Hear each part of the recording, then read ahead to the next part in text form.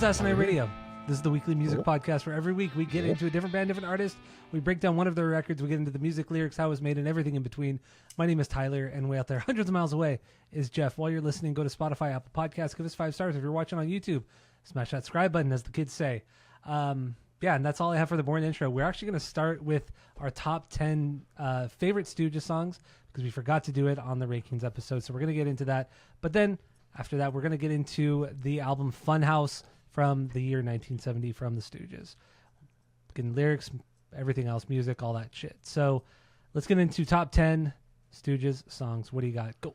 Actually, we're going to go back and forth like normal. We never go back and forth. Oh, yeah. Dude, what is wrong with every me? fucking Dude, goddamn every time since we time. started doing this. I know. Son bitch. I know. Son of bitch. Son of bitch. Yes. Sons bitches. Sons bitches. Okay, what do you got? Top 10. Go. Worst to best. Number 10, LA Blues from Funhouse. Number 9, Funhouse from Funhouse. Number 8, 1970 from Funhouse. I didn't send you this, huh? No. Usually we send them, but I forgot. We don't care that much, I guess, this week. Yeah, apparently. Number 7, this is kind of an outlier. This will be fun. My Idea of Fun from The Weirdness. Number 7. That's not good. You need to go listen to that again tomorrow, so we'll reconvene next week on that one. Number 6, Search and Destroy. Search and Destroy from Metallica. From Raw Power. That's the only Raw Power I have on here. Number 5, I Want to Be Your Dog, Dude. Number 4, right.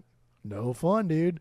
Number 3, those are both from the Stooges. Mm-hmm. Number 3, Down on the Street from Funhouse. Number 2, Loose from Funhouse. And their best song, my favorite song, I really do think this is their best song, 1969 from the Stooges. From the Stooges. So you put 1969 here on twice, right? No. I put 1970 from Funhouse 1970, on there. Okay, that's... Yeah. Okay. Get your years straight, buddy boy. No, that's hard, dude. Years are hard. You're not that old. Humble that, dude. All right, so what do we got here? Number 10 for me, Raw Power from Raw Power. Number 9 is No Fun from the Stooges. Number 8, Funhouse from Funhouse. Number 7 is 1969 from the Stooges. 6 is Your Pretty Face is Going... Wait, what the fuck is the name of this song? Your Pretty Face is Going to Hell from Raw Power. Number 5 is Loose. Number 4 is Dirt. Both of them are from Funhouse. Number 3 is Search and Destroy from Raw Power. Number 2 is I Want to Be Your Dog from the Stooges. And number 1, Down on the Street, my favorite song. Down on the Street. Funhouse, from Funhouse. So there you go. Top 10 favorite Stooges songs. So you had nothing outside of their first 3 records, right? No, I don't. I only have... So I put 12 on this best of list, but that was my top 10. But my number 12 is from The Weirdness. Free and Freaky. That one did make my top 12. Nothing from their last record. Correct. Gotcha. Yes. So just like in the Primus episode where you put a bunch of Frizzle Fry songs on there, it's one of their worst records. But on this one, it's the opposite. You put none of their last record on here, but you think it's really good. Gotcha. Yes. Okay. Yes. Gotcha. Yes. Gotcha. Gotcha. Yes. Gotcha. Gotcha. Oh, that's annoying, dude. All right, so let's get into this. Let's get into the Stooges. Let's get into our origin story with the band and first impressions. So what do you got? Go. Origin story was Beavis and Butthead. On the Beavis and Butthead, one of their compilations they had a long time ago, Chili Peppers did a cover of Search and Destroy. I always keep thinking Seek and Destroy from Metallica's. They did a cover of that, and I liked it because as kids, like I think every kid who's not a fucking pretentious shithead likes the Chili Peppers. Yes. And so that had to have been like late 90s, early 2000s era. But then I listened to, like, at some point I downloaded the original version. I was like, I do not like this. This is not what I like. And so it wasn't until essentially we opened the store until, like, Dave and I were going back and forth on what we like and what we don't like. And he's definitely like an art house kind of guy where he has a subscription to the Criterion Collection and watches those movies. And he's definitely an art house dude. Yeah. And he was like, you should listen to Funhouse, because that's when we got them all in the OG copies. Like, do you want any of these? I was like, no. He's like, you don't like this one? He said Funhouse? I said, not really. I never listened to it. Listen to it, take it home, and then but it was too expensive for me to keep. But that's when I was like, okay, It's pretty fucking good, actually. I like this. I like a lot of the bands that try to sound like this. And then subsequently, I listened to the Stooges, and I like that one. But that's about as far as I got. It wasn't like something I needed to go out and buy on Amazon right now. It was just something I thought was like, oh, this is fucking cool. I'm glad I like this now. Yeah, okay. All right. That's it. All right, and that's it. So, That's it. yeah, my origin story would be Rage Against the Machine. They did a cover of Down on the Street on the Renegades record. That was 2000, I believe, the year 2000, when that record came out. And yes, that was my first impression of it. And then I remember going on, I think it was still Napster at that time, and downloading the original version from the Stooges and not liking it. It's like, what the fuck is this? The fucking Rage version is significantly better, which it is. Technically, it is a better version. But yeah, I never really got into the Stooges. I tried to get into them, throughout high school because everybody was like, "Oh my god, they're so good." Kurt Cobain talked about, "Oh my god, they're so good." Whatever. And I've always liked Iggy Pop, but I don't know. I never really cared for the music that much. And this week was the first time I ever took any sort of deep dive into this band. Actually, wait. Let me take a couple steps back here.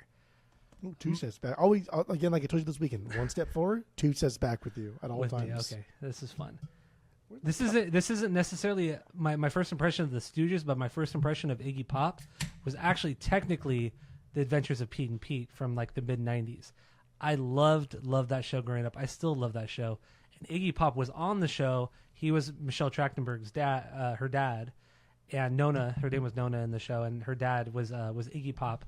And he was really cool. He was funny. He was weird, and I always thought that he was really fucking cool in the show. And that's my first impression of Iggy Pop, kind of the Stooges too. So it was weird when I eventually realized that he was the singer for the band, because I knew him from The Adventures of Pete and Pete. Just shows how old we were. We were born in '87. But anyway, yeah. First impressions of Funhouse. This might be the first time I've ever heard this record. I probably listened to it in high school. Don't remember anything from it. And this week, it's cool. It's a cool record. I get its influence. I get that people love it and why they love it, what it led to in the late 70s. I totally get it. MC5 were just doing it. They were doing it better. They were just doing it better. Not as artsy, but musically they were just doing it way better. Death was doing it better. MC5 Grand Funk was doing it significantly better.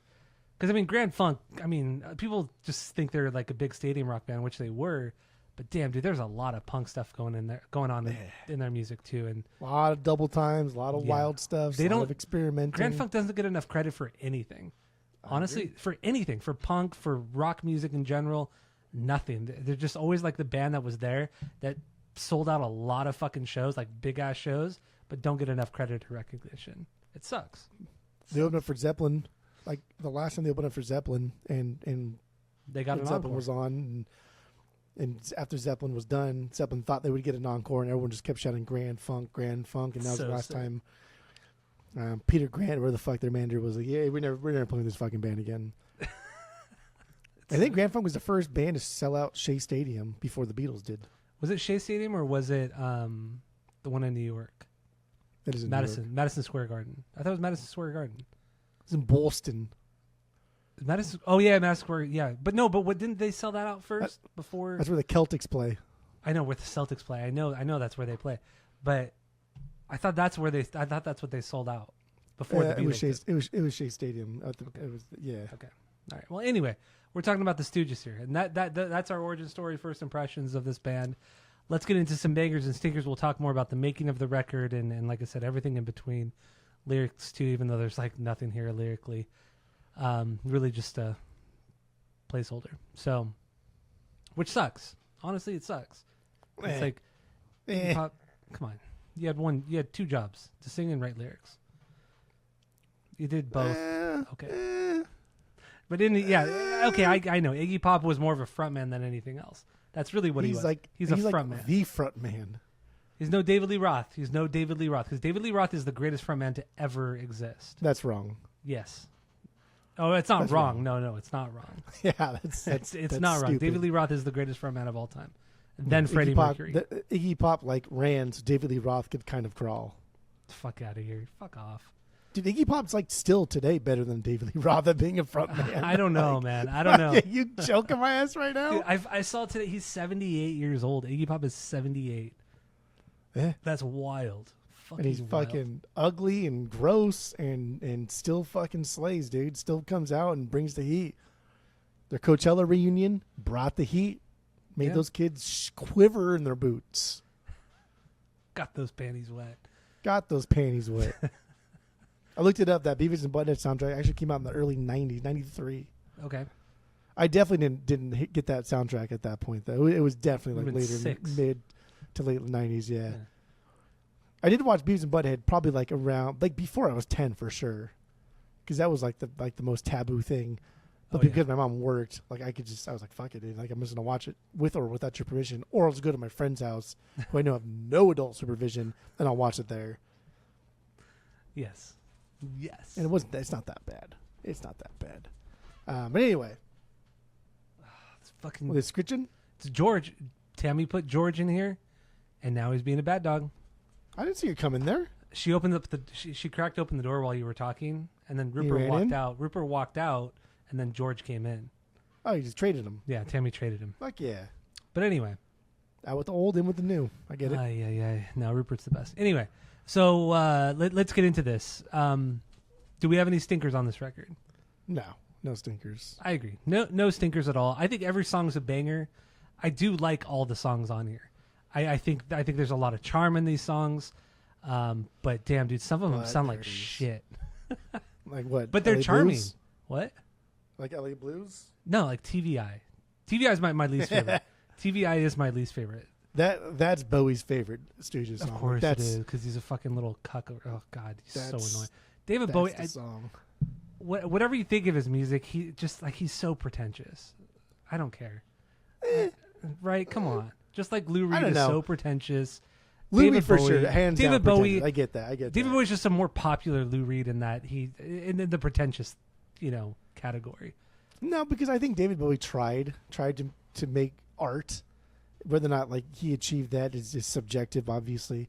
But I think Lou Reed like took pride in being just a shitty everything, but somehow just cranked out fucking some killer tunes. Well, but like debatable. I think David Bowie might be like one of the greatest musical artists of all. Like the dude made dying an art. Like no one has ever fucking done that. That's pretty wild. That is crazy. That part is crazy. So I do have a lot of like respect for David Bowie as the years go on. Because every time I get a Bowie record in, like, oh, I haven't seen this one, or oh, this is a clean original. Let me see if I want this. I'll throw it on, and like 8 out of 10 times, 4 to 5 times, I don't really care for it. I don't like it. 8 out of 10, 4 to 5 times. Yeah, okay. Are those not the same? Just well, it's not 8 out of 10 times 4 out of. You said 4 out of. Wait, you said 4. Wait, you said 8 out of 10 and then 4 out of 8 times, right? I said 8 out of 10 or 4 out of 5. Oh, I think you said 4 out of 8. Okay. No, you didn't, because you even repeated 4 out of 5. You forgot your conjugations there, didn't you? That's right. We graduated 2005. It's been over 20 years. In the end, I do respect David Bowie too. Like I do respect him because I think he did so much for music and culture and art and all that kind of stuff. But I just can't get into his music. I can't do it. And with the Stooges, it's cool that David Bowie came in and saved Iggy and they became good friends for several years. That's cool. That's super rad. But in the end, I can't get into his music. And this record, Funhouse, it's fine. I mean, David Bowie didn't really have anything to do with this record at all, so we shouldn't really be talking about him too much. But he's a big part of like Iggy Pop's destiny, though. He is, yeah. Because also with like the Stooges changing their sound into raw power and so on and so forth, and Iggy solo records. So did Bowie. I mean, Bowie went through many stages, but it was kind of like a destiny thing. And I think Iggy Pop. I mean, we're talking about the Stooges, but we can just say Iggy Pop because, like, no offense to the boys, but come on, guys. Yeah. Like any schmuck off the street could have played what you play as long as Iggy Pop held down the fort the way he did, and that's why he needed to step up. And like in the documentary, he talks about how he just fucking hated. And not just like the hippie movement, but just rock music in the 60s and how we're like replacing Elvis with other people that are just pop singers that don't really rock. And like we don't think of Elvis as like a rocker, but like he fucking rocked back then, right? Like he was the fucking rock god back then. But then you replace them with kind of like the pop shit in the 60s, and then getting into like, we talk about the Monkees and other bands. Like, who gives a fuck about anybody, any of these bands? Like, the rock is just going soft in the 60s, and especially in the hippie movement. And this retrospective lens on the hippie movement is so negative all the time, and I like it. I do too. And it's still fun because like hippies are just kind of like spoiled kids that could afford to go and not have a home. Yeah. Not necessarily rich, but like, cause we're not rich, but we can afford to go off for a couple months or half a year or whatever the fuck it is and live off the land and come back to a job and find a place to work and go back to, you know what I mean? Like that's true. We did spend a month in Europe because we just could. Yeah, we paid for it. Like, we're not like poor, we're not rich. Like, we're just solid like middle class, and like that's fine. Yeah.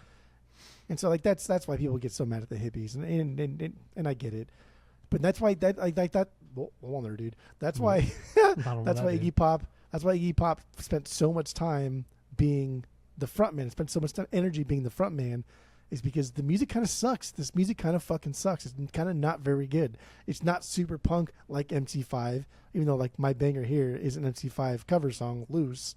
And they're not as aggressive and kind of crazy as Death was. They're just, they're Iggy Pop. Like, I'm going to go to the show because that dude's fucking crazy. Yeah, you're not going for the Ashton brothers or the bassist. Or, I mean, the bassist does have some good parts. I will say there's some really cool bass lines and everything. Even Ron, the guitar player, he has some rad leads through parts of it. I don't think he's like an extraordinary player, but he gets the job done. The job is only to just make rock and roll music, maybe double time it a couple times here and there. But their job is just to make rock and roll music and noise and let Iggy Pop fucking take over. Like that's what the Stooges are. I mean, even when they reformed, they called the band Iggy and the Stooges. Iggy and the Stooges. But at this time, they were just the Stooges during the Funhouse era. So let's get into a couple of bangers. We'll talk more about the background of the record, some of the stuff leading up to the record as well. So what do you got? Biggest banger off of this record, off of Funhouse? Loose. The second song, Loose. That's my 1B. My 3B. Let's get into this. What do you got? That's the MC5 cover song. That's exactly what I put too. They're not ripping them off like at all, because Iggy throughout 30, 40, 50 years of his career has always told people, dude, go listen to MC5. They did it before us. They're fucking good. And like MC5, they're never as popular as the Stooges, but like Iggy's always said, go listen to them. So I don't think this is ripping them off, even though he did rip them off. I see it more as like he really did love that band and he wants people to listen to that band, so he's just gonna cover them a little bit. But goddamn, this is a good fucking song, bro. Even in the early days, which was like 1969, but yeah, in the early days, it's fucking dog over here, man. The Stooges were kind of billed as like the little brother of MC5. Yeah. And that's what, and they would open up for MC5 and do their own thing, and then MC5 would come on and just blow the roof off of the fucking place. But they were always considered as like the little brother band to the MC5 in the media and all that kind of shit. So, yep, there goes George. Jimmy just opened up the door. There goes George. Did you swap them out or just? No, she just took them. She just took them both. Yeah, didn't swap them. But anyway, yeah, this riff is just straight up. It's straight up kick out the jams.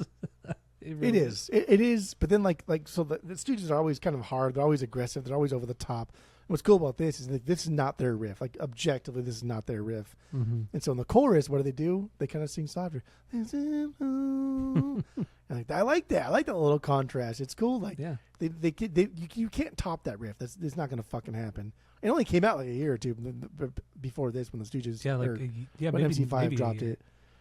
Yeah. So like, you can't top that. So all you can really do is just kind of contrast it, kind of put something else on the high end that people can grab a hold of, and this is it. Like, this is the bee's knees here. It's the best. Yeah, I agree. And I mean, in the end, there's not a lot here musically, and this is a band that should have been seen live, and that was pretty much it. And I guess we should start this all off to talking about how it was recorded. So they went into the studio. The guys went into the studio with the producer named Don Gallucci, I believe that was his name. And the first day they had everything mic'd up properly. The drums were mic'd. It was all soundproof appropriately and all that kind of shit. They played through some songs and like this, they're like, we don't like this at all. This needs to change. So the producer Don and the band ripped everything out of the studio, essentially just a barren room, put up mics here and there. Iggy took like a normal like dynamic mic, nothing crazy. And, they just fucking jammed out these songs, and that's the recording we get. Some of these songs are horribly mixed, but that's probably because the way they were recorded, which we'll get into in a bit. But that's like the backstory of this record, and they just busted out these 7 songs in like, I think it was like a week or some shit like that, super fucking quick. But I like that. I like that whole concept. They're like, fuck, we want to try to make this a live thing. We want the record to sound like we do live, and this and that, and I think it kind of does, but in the end, God, can you imagine seeing the Stooges in 1970 with these fucking songs? That would have been fucking insane. How loud and bombastic it would have been. It's funny too, because like that Don Gallucci guy was a part of the Kingsmen, and like the Kingsmen, like their biggest hit, like everybody knows Louie, whoa, whoa, in like the early '60s, and so it's just kind of funny that you get somebody who pretty much wants to kind of just like stick to the classics, stick to the pop realm, and you put him in the room with the Stooges a year after the Stooges came out, and he said, "Hey, make this work." Like, what the fuck did you think that was going to happen? But what I was reading too, like he wasn't opposed to the idea. It's not like he like put his hands. No, he on just had no idea oh. what the fuck he was going to do. Yeah. He's just like, okay, let's do this, and he set everything up, and he put the partitions up, and he's soundproof, and he separated everybody, and everyone like, dude, this sounds like shit. And he's like, okay, you're right, fuck it, let's just make a big open room, and you guys can just play loud, and then we'll record it. Like, there's no separation between amps. Let's stick the amps right next to each other. Let's put the drummer right where you would be if you're on stage, and then let's do that. And you could hear it all too. You could hear the everything reverbed, and you could hear the fucking snare not crackling, but you could hear the chain on the snare, rattle the chain, and all that kind of shit. No, what he did was give up. Like, he gave up in the studio, and he was just like, "Fuck it, dude. I'll relent. I will let you do whatever the fuck you want," and it worked, and it became massive. But it's just funny when you put somebody like him, someone who's so like typical and not stuck in their ways, but so used to their ways, and you flip them upside down, and that just doesn't happen very often. And then, like, the end product is something historic. Yeah. I mean, honestly, I wouldn't even say the Stooges were ever big until, like, the early, mid-'80s. Because, I mean, when these records came out, these 3 records came out, they got shit reviews. They barely sold anything.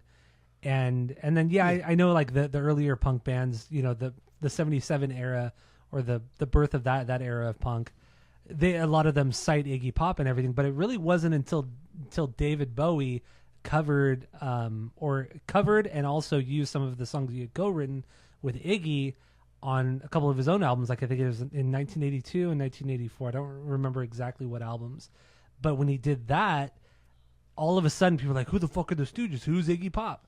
And then he just kind of blew up from there. And then people were like, "Oh, this is the guy who kind of started punk, the band that kind of started punk." And I remember reading too, like, because of that huge swell in popularity, all of a sudden Iggy Pop was able to like kind of live off of the royalties of David Bowie, because David Bowie's albums just blew up. Every album of his like just fucking always blew up. Yeah. And because he had songwriting credits on like 4 songs, Iggy Pop did, his royalties were totally fine for him to live off of for several years. That's fucking crazy. And then his cameos and the endless amount of solo records he put out.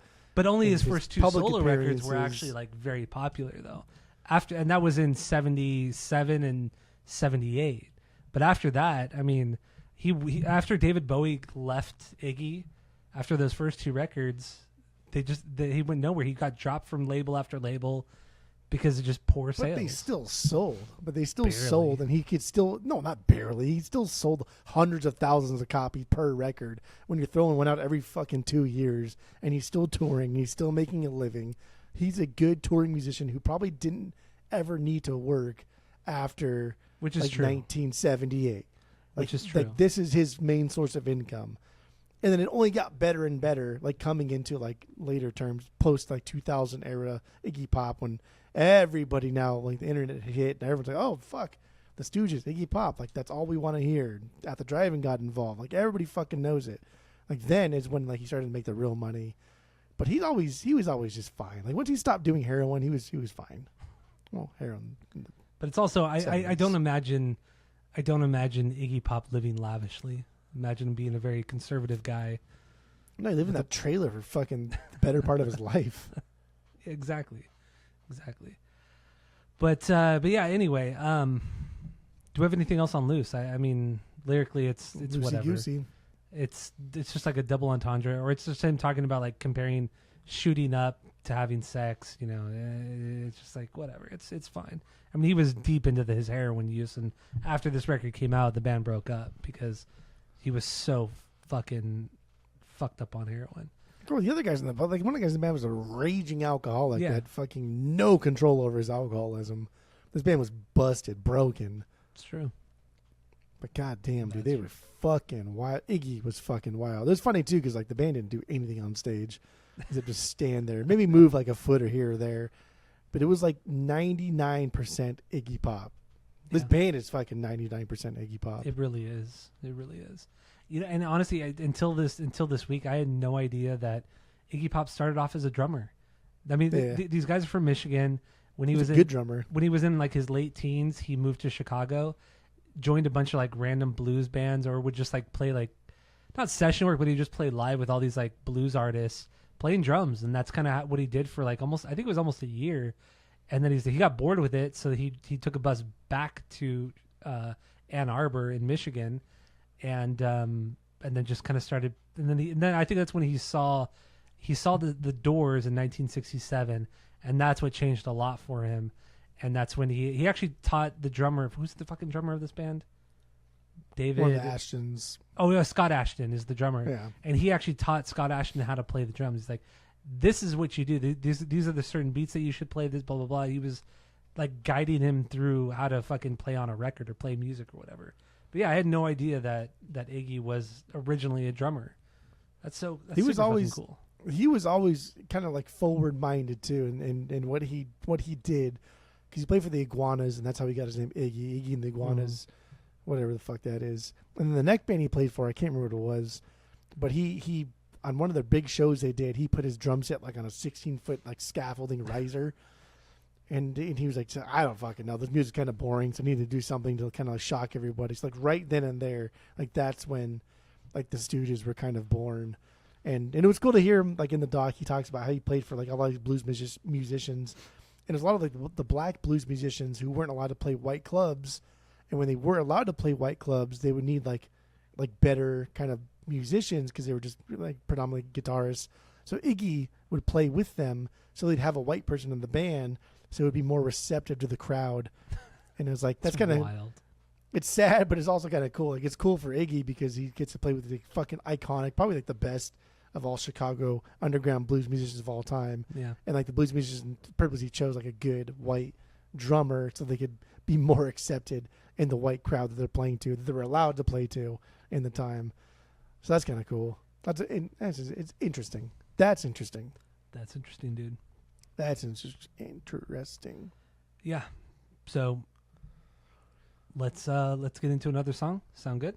Good. Yeah. My number one banger off this record is "Down on the Street." Down on the Street. The opener. This is a heavy song. It's groovy. Song. It trudges along really, really nice. I like the riff a lot. And like I said, this is at the beginning of the episode. This is kind of my introduction to the band because Rage Against the Machine did this on their covers record, Renegades, and also it's not as like spastic and crazy as a lot of the other songs on here. It's groovy, man. It's kind of Doors like as well. And then the chorus hits and then it gets louder and there's a lot of energy. There's a lot of dynamic in this song. I like it. I like this song a lot. It's killer. Good. Why do you hate it so much? This is my stinker. This is my only stinker. Shut the fuck up. Now I know you're lying. This is my 2B. Okay, good. Yeah, this is my 2B. I like how dirty and low this beat is. Yeah. It's this whole song is very simple. It's easily accessible with like Iggy just doing his thing. I agree. Very bluesy rock and roll. Definite Doors vibes, especially with yelling the no wall part. Yeah. No wall. Very Jim Morrison sounding.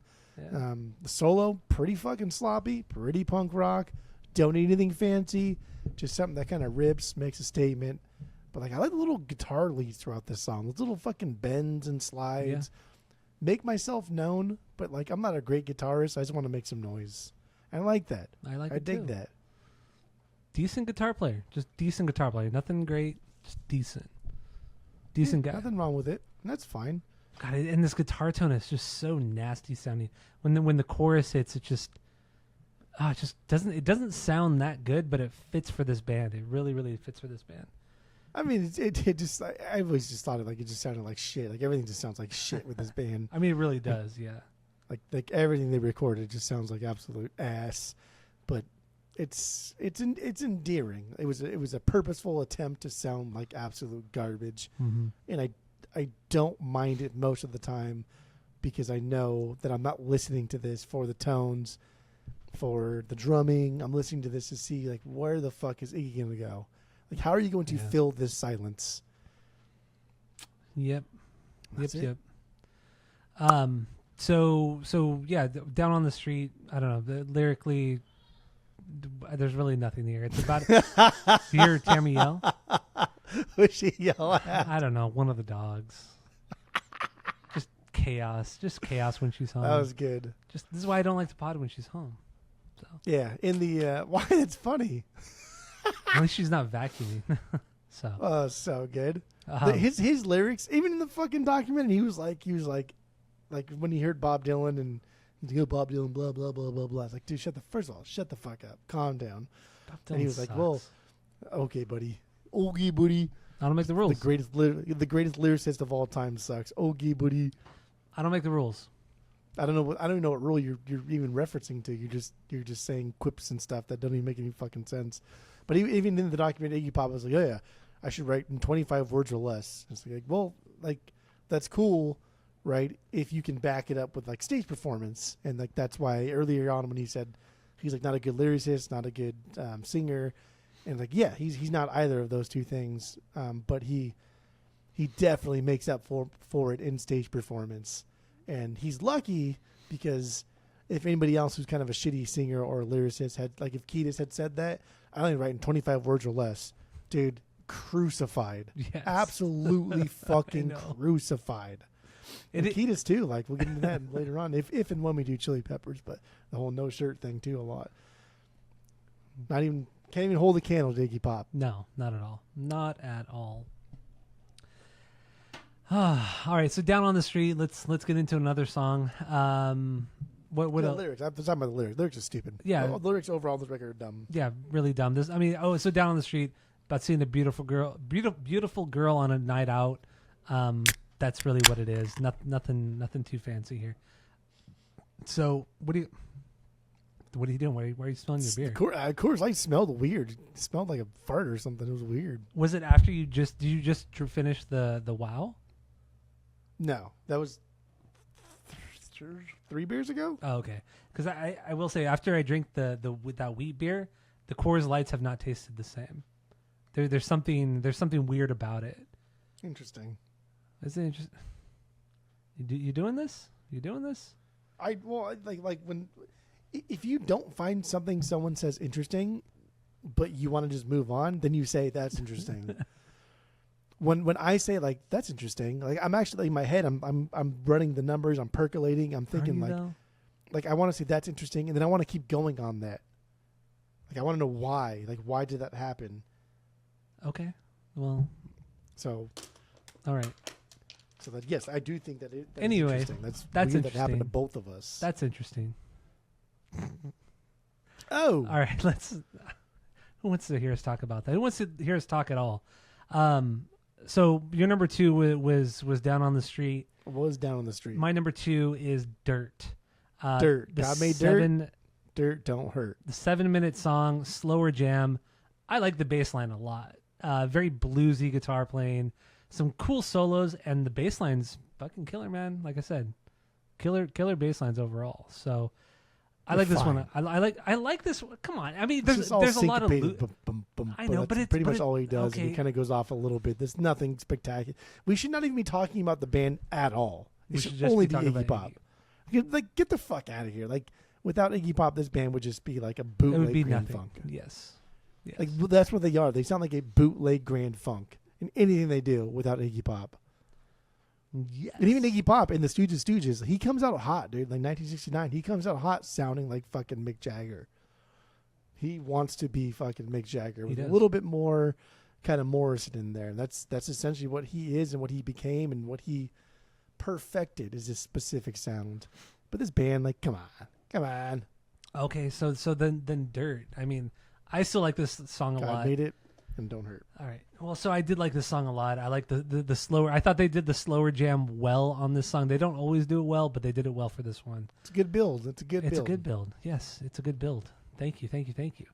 So what else you got on it? It's a good build. The psych influence, like in the first part, it's fucking there. It builds into a really nice groove later on. I do wish they kind of like added a little bit more excitement, but I think that's just us or me. Kind of being in that punk rock realm after this, where like all the bands double time it towards the end, like they didn't. So I'm not unhappy with this. I wish it was a little bit different, but I still also kind of like this.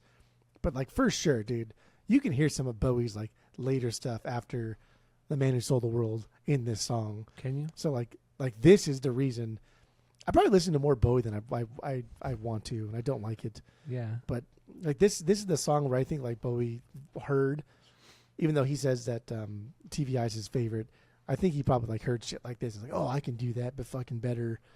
And then, Art did it up and fucking artsy fartsy stuck his head up his own ass and did the rest of that thing. But it's cool. This is not a banger for me, but it's cool. Okay. And I do really want to get into David Bowie. I've always wanted to. We've talked about it before. We just don't know where to start. But he has so many goddamn fucking records. So yeah, I'm looking at his discography. He has so many goddamn records. He's got a lot. That's a lot. You should at least like give Ziggy a good on your cans, a good through and through. Yeah, I should. Ziggy's fucking good, man. We have a big couple weeks coming up with other bands, but yeah, I should throw in a couple records every day or something like that. But anyway, yeah, I'm not really talking shit on David Bowie. It comes out of my own ignorance. I do. I don't like fucking art rock. It's stupid. Except Velvet Underground.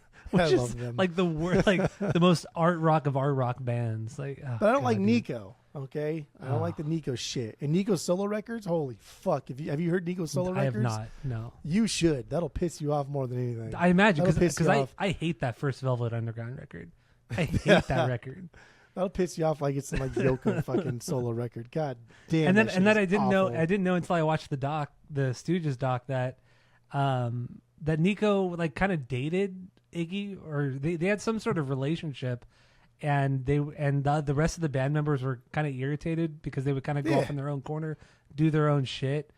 But he was like infatuated with her because she was older and she had this unique like look on life and super into art, and she would judge their music and performances. She was older. Yeah, it's because she was older. Well, yeah, that's and exactly she dated fucking Lou Reed, and she like knew everybody in New York, and she knew everybody everywhere, and she was just a little fucking succubus.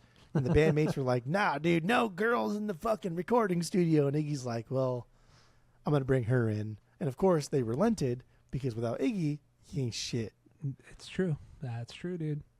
And the proof is in the pudding, because after fucking Raw Power, Iggy left to go do his own thing, and the band didn't do shit for 34 years. Kind of sounds like Dead Kennedys, right? Or Pixies, or fucking any band where, well, the Pixies have more than Pixies, one good member. That's not a good example. And Dead Kennedys Dead Kennedys have more than one good member. Yeah, but they never put out anything both those after. Are bad members. No. Or both those bad examples. No, Dead Kennedys not, because they never put anything out after Jello left. It's only the Jello albums. Well, hold on there, dude. The thing that I was going for was, if one person is integral to the band, you can't do anything without that person. The Dead Kennedys still could have put something out without Jello, and like maybe it would have been good or whatever, but probably not. Probably. And the other example with the Pixies, like they have more than one good member, but Jello was the only good member in the Dead Kennedys. No, it's true. He DH, wasn't. fantastic fucking drummer. Yes. East Bay East Bay Ray, Ray, fantastic killer fucking guitar guitarist. So like, Stooges is like in this example, Stooges is the only band that like literally I don't give a fuck about anybody except for Iggy.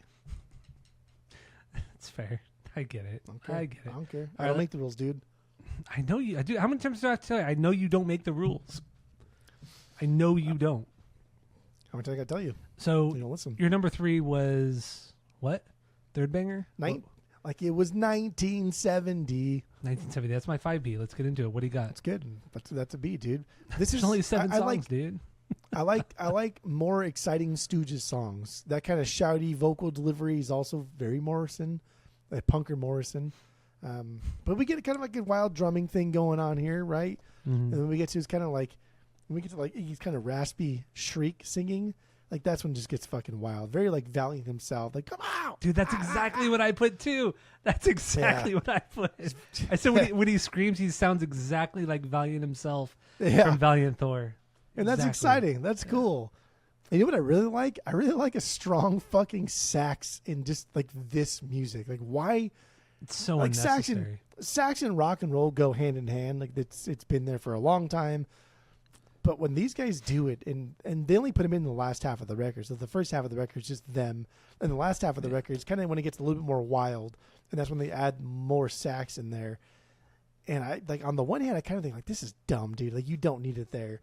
But on the other hand, I'm like I like the balls on that. I like the balls in this fucking kid over here. Like why throw it in there? I don't know. Why not? And I like that.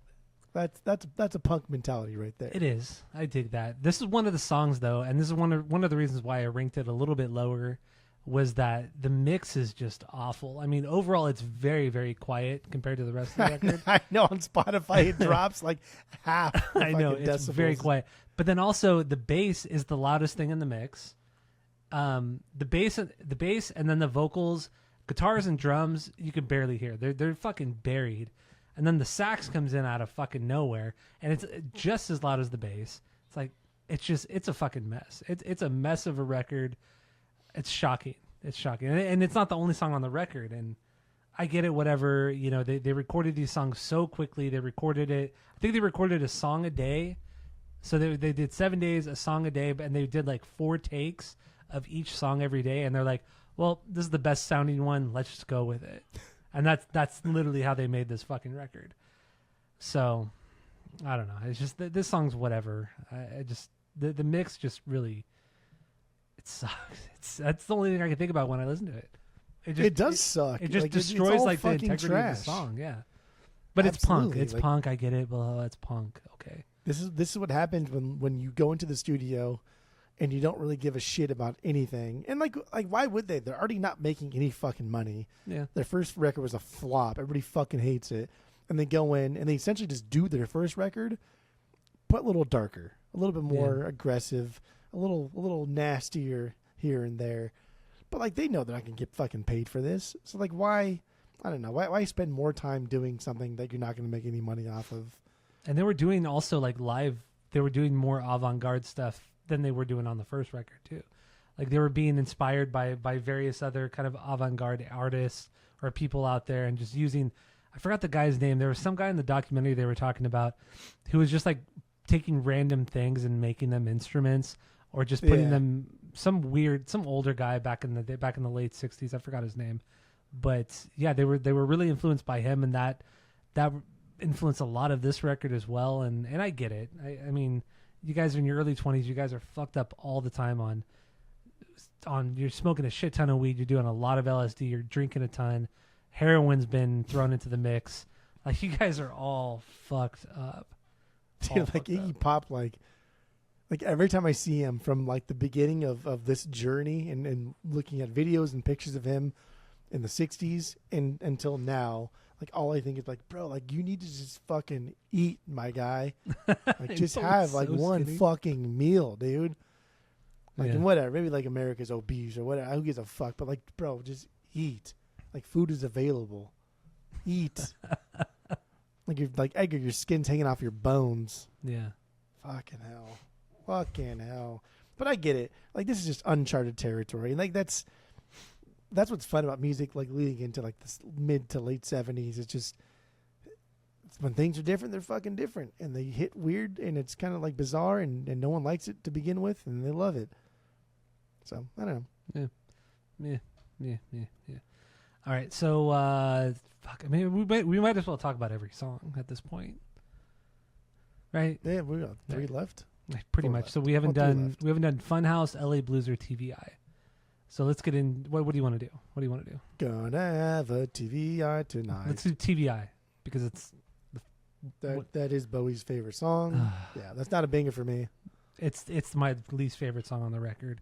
Horribly mixed song. This is the one that really just threw me off because it's the 3rd track, and then all of a sudden the mix is just so fucking terrible. Like I mentioned earlier, the bass is completely up front, so loud. Just it's just bad. It's just bad. It's bad. Straight up bad. Somebody playing guitar over there? What was that sound? I don't know what the fuck that was. Anyway, yeah, TVI. I don't really care too much about this one. It's so like there's a couple things with this one. Like one, I do think Fear was inspired by this song. Like a lot of some of the bigger Fear songs sound like this song, and I also get Rage vibes throughout this too, and a lot of like the riffs too, which also stem from like MC5.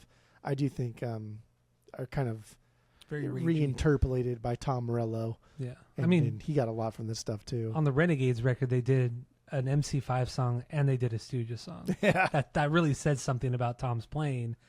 But yeah, when you listen to anything Rage does outside of the covers, it's very, very Wayne Kramer, very, very Ron Ashton. So it makes perfect sense. Grand Funk too. I mean, they've never covered Grand Funk, but you hear a lot of Grand Funk in Rage too, and the guitar playing, I should say. I think like the problem with Grand Funk is that like they did too many goofy anthemic shit to where it's not cool to like Grand Funk. And then when Grand Funk realized that they could be like a Journey or a Bad Company kind of arena band, they covered like Locomotion. Mm-hmm. And like that's stupid.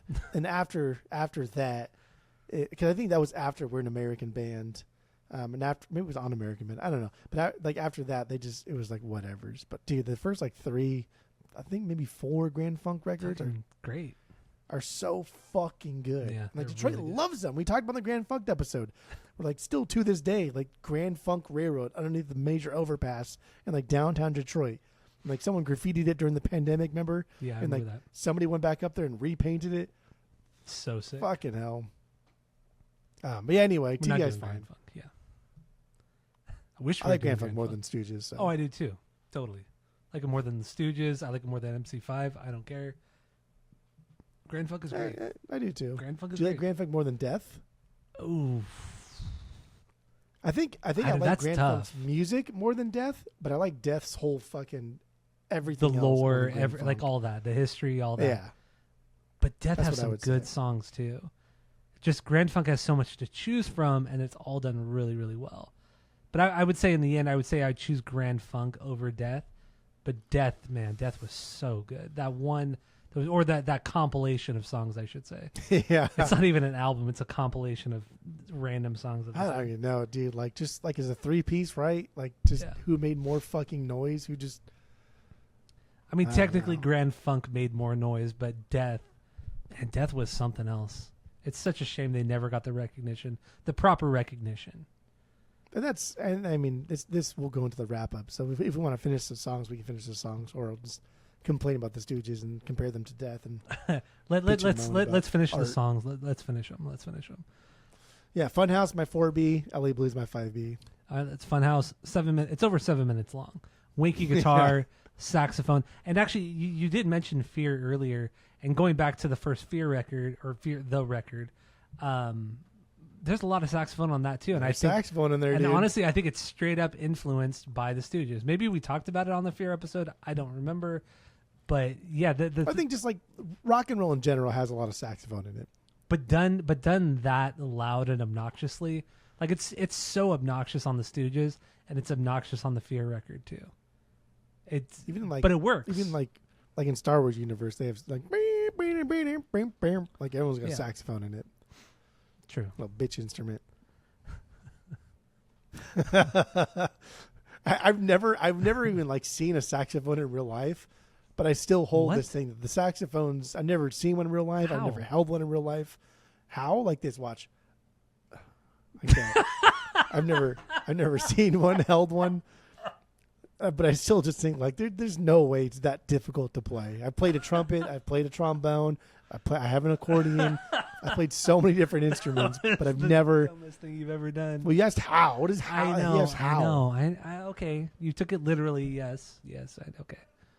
Well, earlier when I said something, you said what? Like I you took that know. literally. You could hear me, but I didn't take anyway, it- the you took sax it has always seemed like an literally. easy Okay. instrument to play. Whatever. I could play it in my sleep. Oh, debatable. Oh, There we there it is. go. I mean, this song only works because Iggy's a wild boy. Like he gets is. super wild as the song goes on. For being such a long song, he never lets up, and it never feels like it's a long, boring song because Iggy's just a fucking wild man. Even the tempo of the song is pretty fast. It's not a slow song. It doesn't trudge along, and to go for 7 minutes pretty consistently is impressive.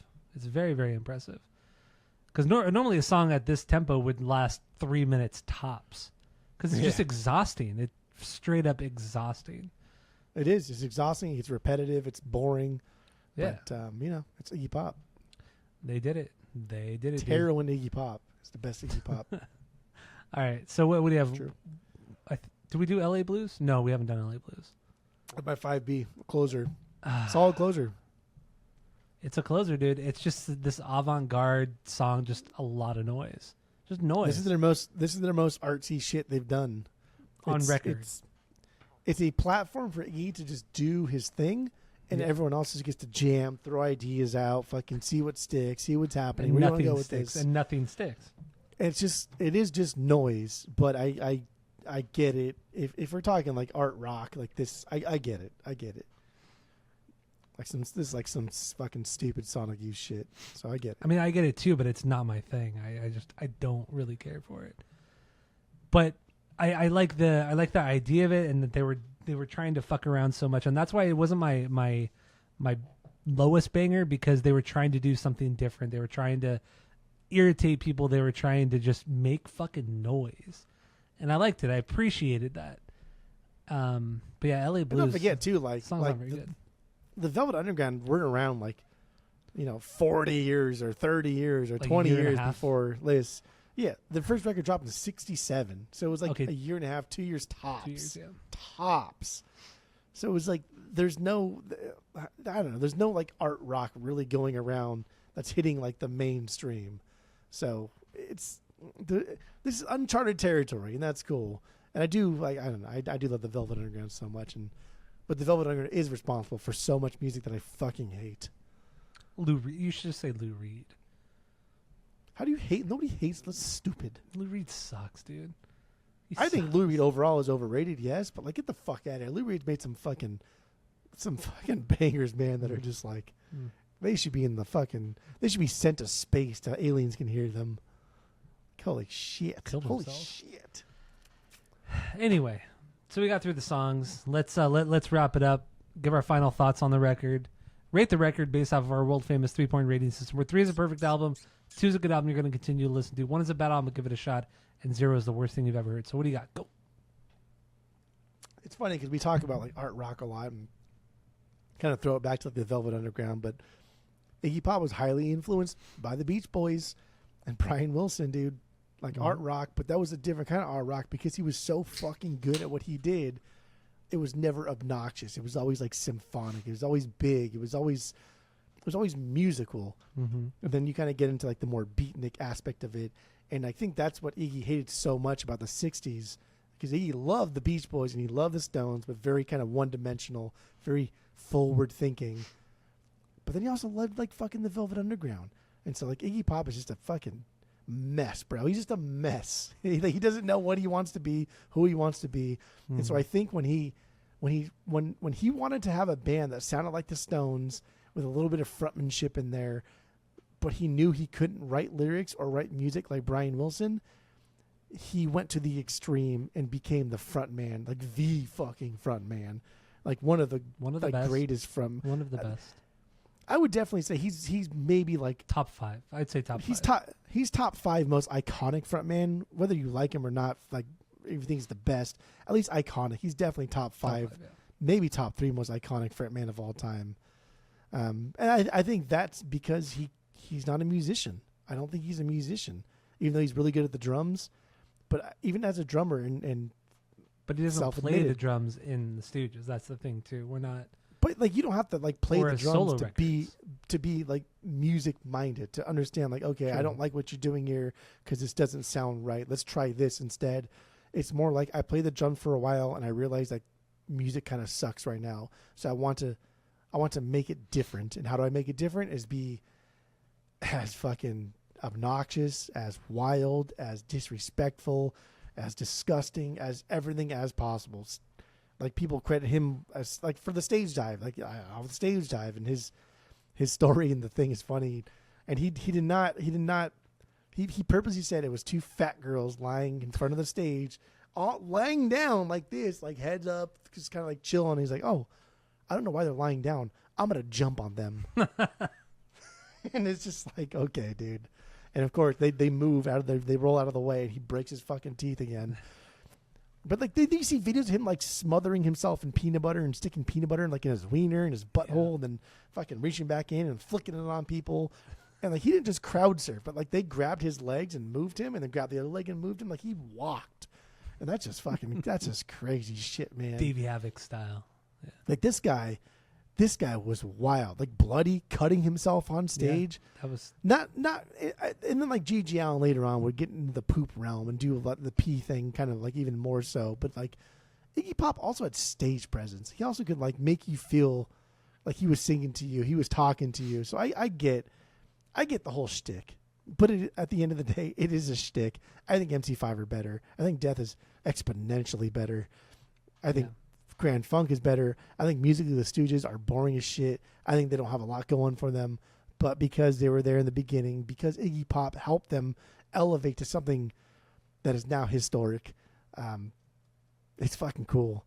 It is cool. And a lot of our idols idolized Iggy Pop. Yeah. So, I don't know. This record's fine, dude. I give this record like a... It's not going to be high, but I do like this record a lot. I understand its importance, but I give it like a 2.25. 2.25. Okay. Yeah. All right. Wait, did I say what our ranking, what the 3-point rating system is? If I didn't, I'm going to say it again. 3 is perfect album, or 2 is a good album. You should listen to it again. 1 is album. Listen to it once, but don't fucking bother. And I don't think we've ever given something a 0, but a 0 is something that should not exist, and it's almost disrespectful that it does exist. The closest thing we put out a 0 was Puddle of Mud. But it wasn't the album of the week. It was another Puddle of Mud. I was going to say, that'd be crazy if the album of the week. No, it wasn't the album of the week. It was when we were doing the rankings for Puddle of Mud. It was one of the other records we listened to. We gave them like 3 of their records like a 0.25. So, dude, Lou Reed did a record. He was like contractually obligated to finish out something, and he did a record that was like this noise rock record. And it's for sure his worst, and it's an affront on your ears, and he knows it, and he made it to be as obnoxious as possible. And the vinyl, of course, goes for fucking good money. But I think that's something that could be like a 0. Oof! Or there's an Omar record that he did with Jeremy Ward. That's a 0. It's a noise. It's a noise record, concrete record. Straight up 0. Everybody, any Mars Volta Omar fan would say the same. 0. Terrible. But okay, so yeah, with the Stooges, I mean, yeah, I get how influential they were, and it makes sense. It's 1976, 1977. You know, if you don't have a lot to base or to be inspired by, especially when you see all this big arena rock, Zeppelin, Pink Floyd, blah blah blah. But then you hear the Stooges, you're like, what the fuck is this? You hear Velvet Underground, what the fuck is this? Like, this is so weird and out there and fucked up. And you just replicate it, but then you also still want the pop melodies, and that's what 77 punk was. It was the craziness of MC5, Stooges, Velvet Underground. I won't say Death, because Death wasn't popular really at that point. But really, like, the 3 I mentioned prior, that's really what influenced, to me, that's what influenced the 77 punk, the class of 77 punk. But yeah, I mean, going, what is that now? 50 years later? Or no, not 50 years. 48 years, no, 48 years later. It's almost 50. Yeah, almost 50. 48 years later. It's just so many bands have done this kind of stuff better, and it's like we could appreciate what they were doing and where was that, but overall, musically, it was just not very good. Iggy, I agree with you, is top 5 frontmen ever, but it's really more, the Stooges are more about Iggy and his antics on stage than it ever was with the music. Outside of I Want to Be Your Dog and Down on the Street in 1969, which I think are the only songs that people like common folk would ever really talk about. Outside of that, nobody knows the Stooges songs. Even like Iggy's solo stuff. I mean, really, people aren't going to really know that many Iggy songs. Just being honest. I mean, I recognize a couple of them when I listened to the first 2 records, but overall, you're just not going to remember. You know Iggy as a frontman, as a stage presence, which is totally cool. He's a fucking entertainer. But yeah, in the end, Funhouse, cool record. I wouldn't get it on vinyl. I'd listen to it again.